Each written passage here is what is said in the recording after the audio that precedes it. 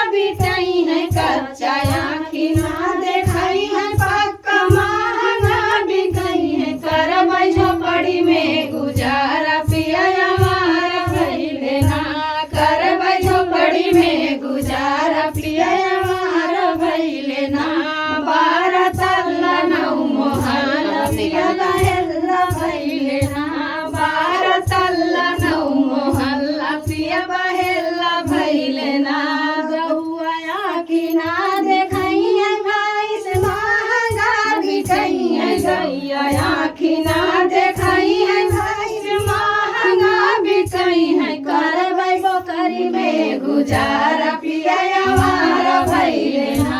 करबै बकरी में गुजारा पिया हमारा भइले ना बाहर तल्ला नौ मोहल्ला पिया बहेला भइले ना बाहर तल्ला नौ मोहल्ला पिया बहेला भइले ना पलंग खटिया आँखी ना देखाई है पलंग महंगा बिछाई है खटिया आँखी ना देखाई है बेड महंगा बिछाई है करबै झेलिया में गुजारा पिया हमारा भइले ना करबै झेलिया में गुजारा पिया हमारा भइले ना बारह तल्ला नौ मोहल्ला पिया बहेला भइले ना